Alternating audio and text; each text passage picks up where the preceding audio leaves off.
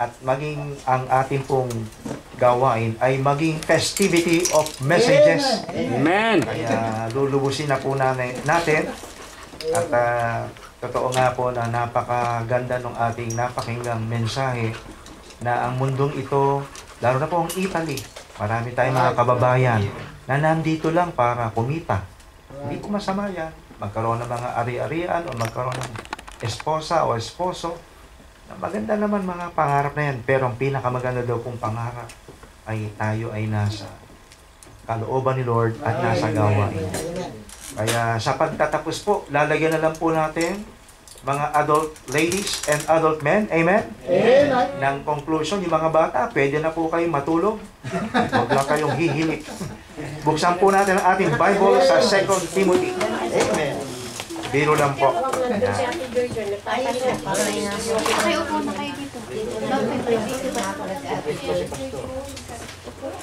For our final challenge to conclude the message we have heard this morning, we have heard from Pastor Manuel, 2 Timothy. Amen. Yan, okay. At pagkatapos po ng ating service, meron po tayong mga practices pa po, mga meeting. At magpapas din po tayo ng offering. Amen? Amen. Ang offering, hindi po yan sumpa. Yan po ay blessing. Right. Baka hindi pa po kayo nakapagbibigay ng tithes and offering or baka may karagdagang love offering. Ay 2 Timothy po, chapter 4, katabi lang po yan ng Genesis. Biro lang po. Baka magbabalik ako. Babalik. Patanggal lang po ng antok. Amen. 2 Timothy chapter 4, basahin po ng mga men ang verse 4, ladies verse 2, verse 3 men, verse 4 ladies, verse 5 men, verse 6 sabay-sabay na po tayong lahat. Amen. So po, 2 Timothy chapter 4, 1 to 6. Sama na rin po natin ang verse 7, doon na po tayo magsabay-sabay. Kung kayo po ay nakaintindi ng instruction, say amen. Amen. All men, verse 1, 2 Timothy chapter 4, verse 1, ready, read. I charge thee therefore before God and the Lord Jesus Christ, who shall judge the quick and the dead at his appearing and his kingdom. Preach the word, be instant in season, out of season, reprove, rebuke, exhort with all long-suffering and doctrine. Verse 3, for the time will come when they will not use sound doctrine, but after their own lust shall give to themselves teachers having itching ears. And they shall turn away their ears from the truth, and shall be turned into fables. But watch thou in all things, endure affliction, do the work of an evangelist, make full proof of thy ministry, for I am now. Now ready to be offered, and the time of my departure is. Verse 7, I have fought a good fight, I have finished my course, I have kept the faith. Manalangin po tayo po imukot, pumikit. Panginoon, maraming salamat po sa aming unang mensahe ngayong hapon. Salamat po sa buhay ni Pastor Manuel, ang buong pamilya niya. Salamat sa pagpapatuloy po nila sa gawain, kasama ang mga kapatiran. At sa maikling mensahe na magko-conclude ng aming pananambahan, Lord, patuloy pong ang liwanag ng inyong mga salita, ang aming marinig, maunawaan, at pagkatapos mo ng pananambahang ito'y taglay namin ang inyong biyaya at kalakasan. Patawad po sa aming mga pagkukulang. Salamat sa buhay na walang hanggan na nasa amin. Simula nung ikaw, Jesus, ang aming pinagtiwalaan bilang tagapagligtas. Ikaw ang mapapurihan. In Jesus Christ's name. Amen. Ayan, makakaupo na po tayo. Pamamagatan po natin ang ating mensahe. Home sweet home. Amen. Amen. Home sweet home. Yan. Home sweet home. Yan po ang ating pag-aaralan dahil kami pong mag-asawa ay gusto nang umuwi. Namimiss na po namin kagad ang mga bata at ang bansa natin at ang ministry. Pero salamat po dahil na-enjoy naman po namin ang inyong fellowship.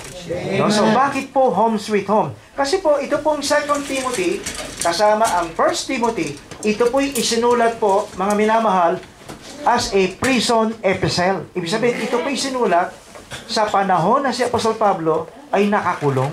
At ang nakakatuwa nga po, mga minamahal, dapat ang magbigay po ng encouragement sa kanya, yung mga kapatiran na hindi nakakulong. Right, right. At siya yung parabang nadadown, siya yung nade-depress, siya yung nalulungkot. Pero siya pa po yung nagpapalakas sa sa mga kapatiran. Lalo na po sa kanyang spiritual son, no?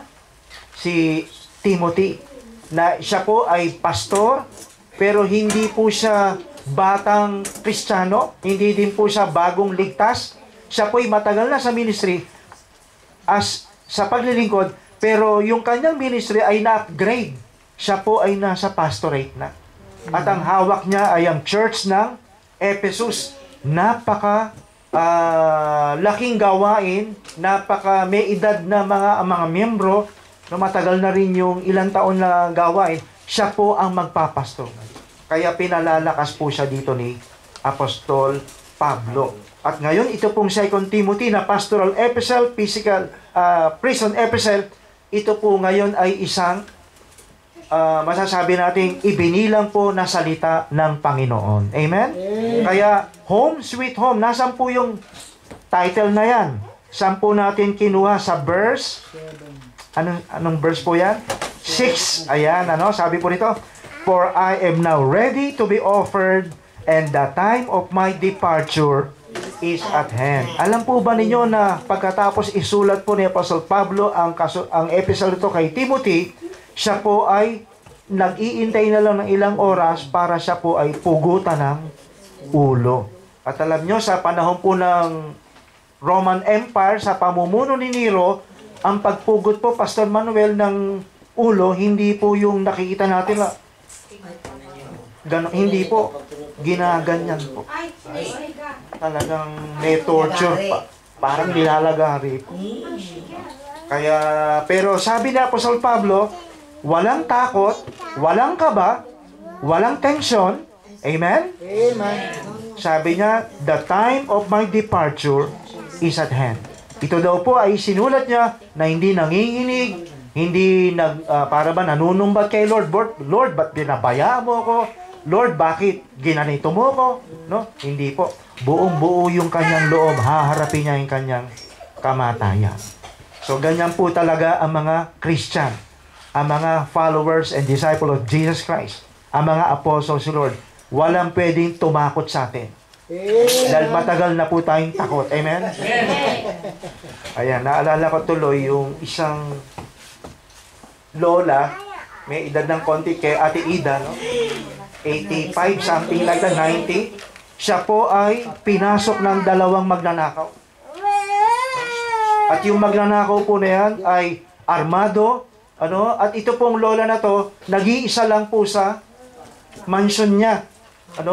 At nung siya po, at siya po, ang maganda po rito, siya po ay isang Christian lady.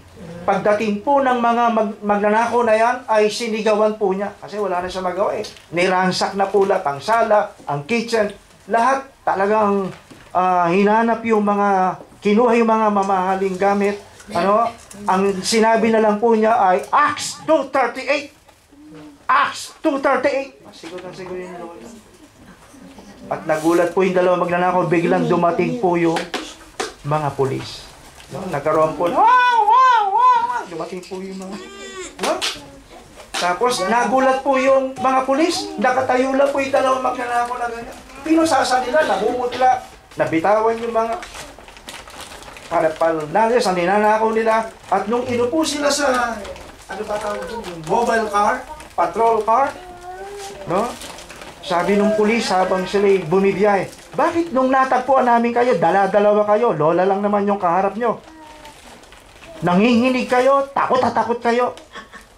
Sabi nila, kasi yung lola ho, meron pong palakol at 2:38. Hindi nila alam, kinokot lang ni lola yung Acts 2:38, repent and be baptized. Acts 2:38. Akala nila may Acts. Yung palakol. Palakol. At 2.38. Kaya pag may pumasok po na magnanakaw, gamitan nyo. May nakaw. Acts 2.38. So wala na, natakot sila. So sa atin, wala na pong takot. Amen. Magka-problema man, malugi man ng, mawalan man ako ng trabaho, magkaroon man ng mga pagsubok sa buhay, karamdaman, wala nang tatakot sa atin. Katulad ni Paul. So bilisan po natin, no? At tayo nagmamadali. Number 1, bakit nasabi ni Paul, home sweet home? Because I have Christ in my life. I have Jesus Christ in my life. Sabi po sa verse 1, I charge thee therefore before God and the Lord Jesus Christ, who shall judge the quick and the dead at His appearing and His kingdom. Amen? Amen. Meron akong Kristo sa aking puso. Kaya home, sweet home.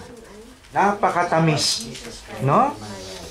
I have Jesus Christ. I have Christ in my life. Yan po ang makikita natin kay Apostol Pablo. Kaya sabi po niya sa 1 Timothy 1:12, and I thank Christ Jesus our Lord, who hath enabled me, for that He counted me faithful, putting me into the ministry. Amen. Talagang siya po ay nagagalak na sa buhay niya ang Panginoon. Ay kilala naman po natin sa Apostol Pablo, di po ba? Siya po ay leader ng Sanhedrin. At the age of 30s, siya ang pinakabata. Siya ay umuupo sa horseshoe. Yung horseshoe po yung ano ng Yung paa ng kabayo. yung kabayo, yung takong ng kabayo, ng kabayo. bakal po yan. Ganun po ang upuan sa Sanhedrin. Aral sa Judaism. Di ba? So ito pong tao na to ay umupo kay Gamaliel. Matalino, pinag-aralan, religyoso. Pero ano sabi niya sa 1 Timothy? Dahil wala ako kay Kristo, ginawa ko ang lahat ng pag-uusig sa church nang walang kaalaman dahil mangmanga ko tungkol sa kanya. Kaya nung nagpakita ang Panginoon sa kanya sa pamamagitan ng isang tinig, sa Acts 9, ano sabi po ni Lord? Saul, Saul, why thou persecutest thou me? At ano sabi niya? Who art thou, Lord? Amen? Imagine, ang dami si Pope, hindi kilala si Lord. Si Mama Mary, na sinasama ng mga tao, akala nila, yun ang tagapagligtas. Tinawag nilang ina ng laging saklolo. Pero kay Jesus Christ, siya ay ina na dapat saklolohan. Amen? Sabi niya kay John, behold thy mother. Ingatan mo yung nanay ko. Pinagkakatiwala ko na siya sa iyo. Amen? Bakit alam ko po yan? Sapagkat member po ako ng Youth Marian Crusade. Dala-dala po namin yung imahe na kasing laki po nito. Ave Maria! Mananalangin ng rosaryo. Mangungumpisal, mangungumunyon. Pastor Manuel, pag kami po ay nagpe-pray ng rosary, nakaluhod po sa pintuan papunta sa altar. Ang linis po ng simbahan. Kasi nakaluhod ka. At hindi ko alam, nire-recruit na pala kami sa high school po ako noon, sa pagpapare. Lagi kami nasa seminaryo. So Kursilyo. parang higit pa po doon. At nalaman namin, kaya pala si Father lagi nakaganyan. Nagtatago si Mother. Di ba? Si Father naman lagi nakaganyan. Ay, si Mother naman. Ba't nakaganyan? 3 months on the way. Ay, kwentong kutsel. Pero inilahad yan ng isang manunulat eh. Meron talagang templo na may mga tunnel. Totoo nga. At ang dami mga sanggol Totoo nga. na Yung mga inabort. dinala sa church na sabi, Nakakatakot po. abandoned child. Sapagkat ang tahimik lang po tayo, no? Pero atin-atin lang po ito, hindi po ito marites. Ang pinakamabigat at mayamang negosyo ay relihiyon. Opo. Lalo na po yung Catholicism. Pinanganak ka, bayad. Diba? Binyag eh. Kakasal. Pag sinabay sa misa, mas special Mas yan. mahal. Pagka walang misa, regular. Ordinary. May nagpabinyag nga eh. Ano ba ang pangalan niyan? Mercedes po. Ang mahal. Bininyagan. Yung pangalawang taon, yung the same couple, may anak na naman. Anong pangalan niyan? Innova. Nagtataka si Padre. Yung pangatlo, anong pangalan niya? Lalaki, bunso? Opo, Padre. Kayo yung nakaraang taon? Opo. Anong pangalan niya? Volvo po. Volvo. Parang napansin ko, puro kotse. Bro, sabi. Ayan, sabi ni Father, palagay ko, ang kailangan nyo, hindi water. Holy water.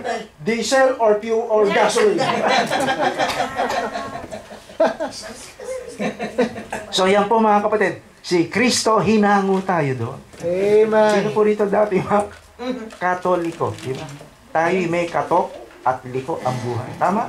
Amen. Right. Itinama ng Panginoon. Right. Si Pastor Manuel, kung hindi po na-save yan, ako, Budista. hindi lang po Budista, yan po ay chick boy. Kasi Nakalabasan sa kulay na lang po. Talagang habulin. No? Maniwala po sila. Ayaw mo, di ba? Buti na lang po siya ay bumagsak sa kamay ng isang babaeng nagmamahal sa kanya. Kaya sinagot siya. Ayan.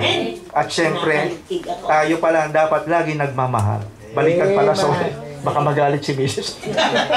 Kami lagi nagmamahal sa inyo. Amen. Pinagtiwalaan tayo, Pastor Manuel, ating mga Mrs. Right. Amen. Ayan. Okay, so yun po mga kapatid. Jesus Christ is in His light. That's why He is ready to go home. Amen? At sana, kung tayo mapikit, ready ka rin. Baka meron pa ritong hindi nakakatiyak. Kayo mga magulang, tanungin niyo yung apo nyo, anak, sure mo ba talaga? Sa heaven ka? Kasi yung anak po namin, Pastor Manuel, si Julia, sino pa? Si Faith, yan.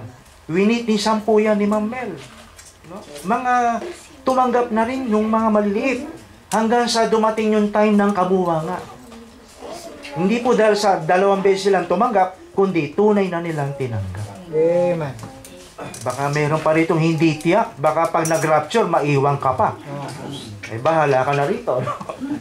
Diba? So, dapat tiyak mo, may date, may year, may month, na alam mo. No, kung nalimutan mo man, maghanap ka na lang ng alam mong memory. Kagaya ko po, hindi ko po talaga sa sobrang excitement ko nung ako'y na-save, hindi ko matandaan. Kailan ko pa talaga tinanggap pa Panginoon? Hanggang sa nakakita ko ng tracks, may nakalagay December 2, 1986. Palagay ko ito yun. December 2. That's why I claim that December 1986 was the very day Jesus Christ saved me. Amen. Walang kaduda-duda dahil sa salita ng Panginoon. Hindi lang po dun sa mga nagturo sa akin. Amen. Meron nga daw po isang pastor 1986. Siya po ay nag-preach ng 3 buwan, puro John 3:16. John 3:16. John 3:3, isang buwan, hindi pala isang buwan. Hindi 3 buwan, isang buwan. John 3:3, you must be born again. You must be born again. Puro born again. Isang 4 na linggo po, isang buwan. Sabi ng mga deacon, Pastor, what is happening to you? You have preached us the same messages for 1 month. Why? You must be born again. Yung pala mga deacon, hindi saved. Amen. Totoo po yan. Meron din pong pastor na sa pagpipreach niya ng John 3:16, sabi niya sa congregation after the invitation, Brethren, praise God, I got saved. Nangyari po yan. Kaya mga minamahal, you must be sure that Jesus Christ is in your heart. Yung baptism, yan po ay physical, material na kapahayagan, si Kristo nasa iyo. Pero baptism will never be a way of salvation. But it is only by the blood of Jesus Christ. Lagi pong pinapangaral ng ating mission pastor dito. Pangalawa, bilisan po natin, lumalakas na ang iyakan. I have Christ in my life. Number 2, sandali lang po mga anak. Kaya nakakatuwa ang ating mga anak. Mamaya magja-Jollibee kayo, ha? I have contribution in the ministry. Contribution. Ayan, ano po sabi niya? I have fought a good fight. I have finished my course. I have kept the faith. That would be verse 7. Amen? Lord, bakit handa na akong mag-home sweet home? Dahil, Lord, naglingkod ako sa gawain mo.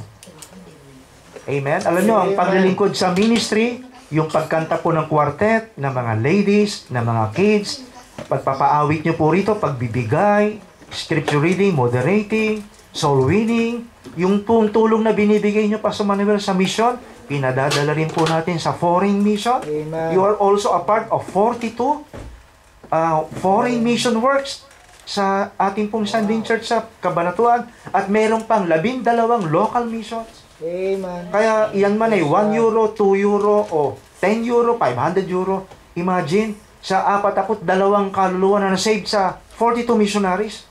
Sa langit may kakamay sa'yo. Na hindi mo ako kilala pero nagbigay ka sa mission. Amen. So yun po mga kapatid, may contribution. Paano po siya nag-contribute? Number one, makikita po natin dito yung kanyang commitment. Amen? Sabi niya sa verse 7, I have fought a good fight. Amen? Amen. Makikita po natin dito, hindi pala commitment, character. I have fought a good fight. Ako'y naglingkod ng mabuting paglilingkod. Kasi may paglilingkod po bang hindi mabuti? Yes. Right. Diba? Sa Pilipinas po, usong-uso po doon yung member na ng isang Baptist, idadrag papunta sa ibang church. Kami po, ang prinsipyo po natin bilang landmark, pag kahit bina-Bible study na po nung ibang church na Baptist o pastor, hands off na po tayo. Kasi may tumuntong na yung ebanghelyo eh. Maliban na lang kung sabihin po nung, malapit po sa church natin. Yung church nila nasa Buliran, siguro mga Layo. 10 to 15 minutes pa. Doon lang sa Cecilia Village, hindi na po namin binisita. Pinamimerienda pa nga kami, sabi namin, ibalot yun na lang po. Hindi na po. No? Magpatuloy po kayo sa gawa. Ang tawag doon ay character. Amen. Pagka may nakasalamuha kayong Baptist din, huwag niyong ayain dito. Right. Bakit? Right. May church yun eh. Right. Diba? Ang isang magulang, pagka may kainan, di ba? At siya'y kumakain sa ibang hapagkainan, hindi nagpaalam, parang disrespectful ang dating eh. Right. Amen? Ang isang misis na yung mister, hindi man na nagpaalam na, honey, nasa mall ako, bumili ako ng balot. Diba? Ako po, pagka nasa mall, lagi po naka-check yan. Pati nga cellphone ko, mga, email, ATM, alam niya password. Parang hindi ko sigurado ako. Amen? Talagang transparency. So yun po, may ethics po tayo. Right. Right. Lagi ko po sinasabihan yung mga tatay po sa church natin doon, kung may single kayo, huwag kayong magsasakay ng babae sa likod. Dapat misis lang ninyo. Amen? Kasi doon po sa Cabanatuan, pagka naka-helmet at may bandana pa, hindi misis yun. Pero pagka walang helmet, walang bandana, misis yun. Tatago ng mukha. So yun po, character po pinakita ni Apostle Paul. So iningatan niya yung doktrina, walang papalit-palit. Iningatan. And then, I fought a good fight. I finished my course. Consistency. Yan. Amen? Amen. I have finished my course. Tinapos niya. Mga men, nawa, hanggang sa dumating si Lord, song leader ka. Amen. Hanggang dumating si Lord, kasama ka sa music ministry. Mga ladies, hanggang dumating si Lord, kasama ka sa kitchen ministry. Amen. Diba? Parang gusto pa natin kumain uli next week. Meron pa nga po. Meron pa po. Okay, salamat. Kaya nakakatuwa po kayo mga kapatid. Nagulat po yung ating mga kapatiran doon. Pastor, makakarating na kayo. Yes, kasi yung ating church doon, bukod sa nag-invite sila, nag-shoulder sila ng airfare para sa mission trip na ito. And we know that it is not really just that money. Kaya nag-pray kami, Panginoon, nawa, pamurahin nyo naman po. Hanggang sa sinabi ni Pastor Manuel, Pastor, nakakuha na po ng ticket. 1.5 only. Amen. Yung mga members po natin gusto nang sumakay sa bagahe. Dahil napakamura na raw po niyan. Nung huli po namin check, 70,000, one way lang yata. So, makita po natin, meron silang commitment. And then number 3, meron po silang sabi po rito, I have kept the faith. Conviction. iningatan ko ang aking pananampalataya. Amen. Yan. Huwag nawa sanang may mapunta pa sa iba-ibang sekta, Oh. no? No? Kundi tayo'y manatili na sa church na ito, dahil alam natin, ang church po na ito ay may tangan ng tama, payak, totoo, tunay Amen. na doktrina. Wala na. No? Maaaring hindi po kami magagaling mangaral, kagaya ni Pastor Manuel, hindi po namin maaaring maipaliwanag lahat dito kasi talaga napakahiwaga ng Bible. Right. No? Pero naninindigan po kami Amen. na ito na yung tama. At kung may tama pa rito, umalis tayo dito, Pastor Manuel. Right. Dalhin natin sila dun sa tama na yun, pero wala na. Right. Ito na talaga Amen. ang salita ng Diyos. Ito na talaga ang ministry, ang church. And by the way, the church is not just, ang mundo ho kasi ang tingin nila religion. The church is what? This is the body of Jesus Christ. Amen. This is the family of God on earth. Ang church, nagdadamayan, nagdadalanginan, nagpapalakasan. Kung merong hindi pagkakaunawaan, nag-understanding, nagpapatawaran. Amen. Di ba sa mag-asawa, normal naman talaga hindi nagkakaunawaan. Bakit? Magkaiba po. Sa church pa po kaya. Amen. Meron nga pong isang babae na miyembro. Pastor, meron po tayong isang miyembro. Gusto kong i-rebuke. Kaya lang baka ma-offend. Sabi ni Pastor, ipag-pray mo. Pangalawa, pag timingan mo, positive. In-approach po niya. Sige po, Pastor, susundin ko po. Para hindi ma-offend si lady member. Sabi ng isang lady member dahil kakausapin ko siya. Yung kasi ang biblical po, puntahan mo siya. Kaya sabi niya, sis, napansin ko, ang ulam nyo kagabi, munggo. Ay! Munggo, sabi. Paano mo nalaman? Nakadikit sa ipin mo yung dahon ng malunggay. Sabi niya, sis, ikaw naman, papalabiro ka. Last week pa yun eh. Naka-stack doon. So pagka meron po kayo hindi pagkakaunawaan, hindi po yan nawala tuloy ako sa mundo. Ayan, ano. Sasaginisan na yan. So, hindi po yan para panahon, maghiwa-hiwalay kayo. Right. Magkasamaan tayong loob. Kundi, kasi magkakaiba talaga ng ugali. Amen. Diyan mo iba i-apply yung, let brotherly love continue. Amen? Amen. Na-open kayo sa preaching ni Pastor Manuel, ni Pastor, kami po, handa kaming humingi ng tawad kung nasaktan kayo sa preaching. Pero hindi namin pwedeng ihingi ng tawad yung ipinangaral. Mari yung delivery namin, nasaktan kayo.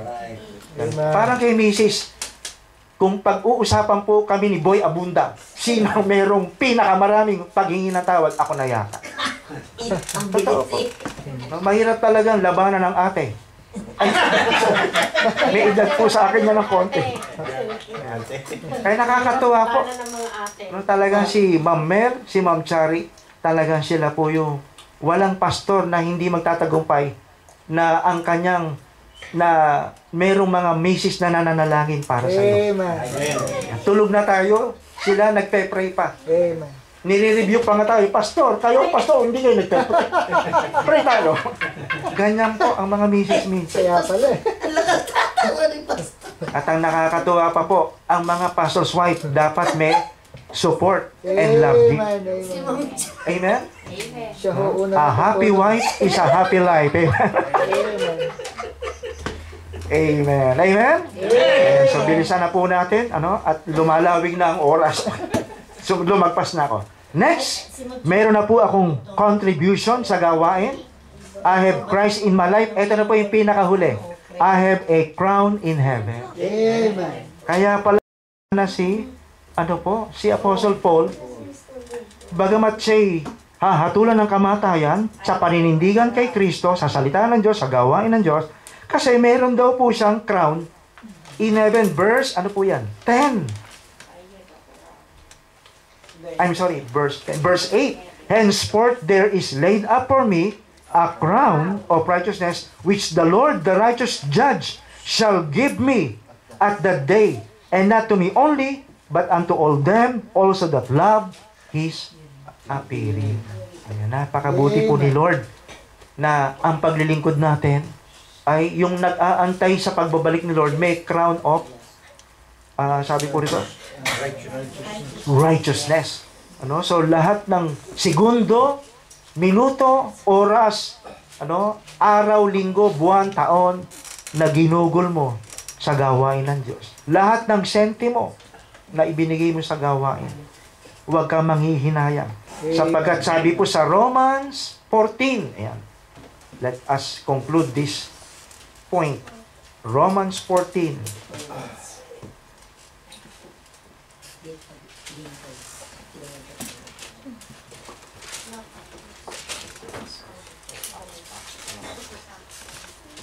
Romans 14, ayan, alright, verse ano po? 10. But why dost thou judge thy brother, or why thou set at not thy brother, for we shall all stand before the judgment seat of Christ. For it is written, as I live, saith the Lord, every knee shall bow to me, and every tongue shall confess to God. So then every one of us shall give account of himself to God. Let us not therefore judge one another anymore, but judge this rather, that no man put a stumbling block on an occasion to fall in his brother's way. So tayo daw po mga minamahal, huwag na raw natin i-compare kung ano ginagawa ng ibang mga gawain dyan. Sila ba'y malaki? Sila ba'y marami activities? Hindi po yan. Ang sentro ng, bagamat maganda po yon, ang sentro ng ating paglilingkod ay, Lord, ma-please po kayo. Amen. Ma-please po kayo sa aming paglilingkod na maabot namin ang mundo ng buong lakas at biyaya mo, katatagan, abutin ang ebanghelyo, i-build ang gawain, palakasin ang ministry na ito. Amen. Kaya napakabuti po ni Lord na tayo po ay pwedeng gamitin ni Lord. At wag lang tayong mag-expect na may reward. Sapagkat binanggit po ni Apostol Pablo na let us not judge one another. Sabi niya, may crown ako o wala, okay lang yan. Ang mahalaga ay pagharap natin kay Lord. Amen. Siya ay mabibigyan ng kaluwalhatian. Amen? Meron daw pong isang hari na niregaluhan ng isang magsasaka ng carrots, mga young adult ladies. Yung carrot po na yan, Pastor Manuel, sinlaki po ng pulpit. Talagang nilagyan na abono, inalagaan. At pagkatok po sa kaharian, mahal na hari, nandito po yung magsasaka. Nais po kayong makaharap. Papasukin, sabi po ng mahal na hari. At pagdating po sa harapan, mahal na hari, nais ko pong ibigay sa inyo ng buong puso ang carrots po na ito. Alam ko pong kayo mahilig po sa gulay. Rabbit. Ang sabi po nung hari, napakaganda ng puso mo. Sabi niya, alalay, bigyan ng 1 hektaryang lupa. Amen. Sabi nung magsasaka, hindi niya inaasahan, pero nagpasalamat siya. Pero ang hangarin lang niya, magbigay. Amen. Meron pong isang lalaki na nandun sa kaharian, na nakarinig ng ganong abuya. Sabi niya, binigyan yung magsasaka ng 1 hektaryang lupa. Sabi niya, gagawa rin ako ng kabutihan sa hari. Lumipas po ang ilang buwan, may kumatok po. Mahal na hari, meron pong isang lalaki dito, meron pong pakay tungkol po sa inyo. Papasukin, sabi ng mga hari. At nagulat po yung hari. Ang dala, hatak-hatak po ay isang maganda, maputi, na kabayo. At ang sabi ng mahal na hari, para sa inyo po, ang kabayong ito. Sapagkat alam ko pong nais ninyong maglakbay. At ang kabayo na yan ay inilagaan, pinalusog, at sinanay. At alam nyo, sabi ng mahal na hari, maraming salamat. Makakaalis ka na. So, pagdating po ng mama sa pintuan pa sa Manuel ng gate, ba't wala yata ang pabuya? Bumalik po siya. Mahal na rin, sandali lang po. Sabi niya, yung pong nagbigay ng karot sa inyo, binigyan niyo po ng 1 hektaryang lupa. Ako po ba'y wala? Ako ba'y pwedeng mabigyan din? Sabi niya, yung magsasaka, nagbigay ng walang inaasahan. Kaya binigyan ko siya. Ikaw, hindi ganon. Kaya pasensya ka na. Mga minamahal, sa paglilingkod po sa Panginoon, Although, kailangan nating marinig na meron palang crown, may blessing pala pag nagtapat ka kay Lord. Amen. Pero it is not really that way. It is, Lord, I'm doing this ministry, this service, because you are important to me. Amen. Amen. Amen. Amen. No? Parang mga magulang na yung anak mo ay nang mag-asawa ay nagkaanak kayo, iniluwan mo, pinag-aral mo, nakapagtrabaho, nakapag-asawa, nakabili kung ano, no? Ang isa daw pong magulang ay hindi nag-iintay ng kapalit. Bagamat hindi po masama na i-honor nila tayo. Pero yung puso ng isang magulang ay ang mahalaga ay nagampanan ko yung aking pagmamahal dito sa akin. Tama po ba? Amen. Bakit ko po nasabi yan? Kasi yung aming pong anak, si Faith, may asawa na, may trabaho naman sila. Pagdadalo po sa bahay, anak, sabi ni Miss, dalhin nyo na yan, dalhin nyo. Kaya naman namin bilya. Para bang, pati nga po yung pang-date nila, o magdagdag, asa yung Gcash mo, padalang ka namin ng 600. Wa- Sana all. Para bang, iba ang, ano po ng magulang, amen? Ganon din po sa ministry ng Panginoon. Amen. Amen. Na maglikod tayo na hindi umaasa, pero salamat. Kagaya nga po ng binanggit sa Hebrews 6:10, our labor is not in vain Amen. in the Lord. Tayo pong lahat ay muling tumayo at tayo po ay manalangin. Amen. Lord, maraming salamat po sa mga mensahe na napakinggan po namin. Amen. Thank you, Lord. Ang mensahe na ang kapangyarihan ng liwanag ng aming patotoo.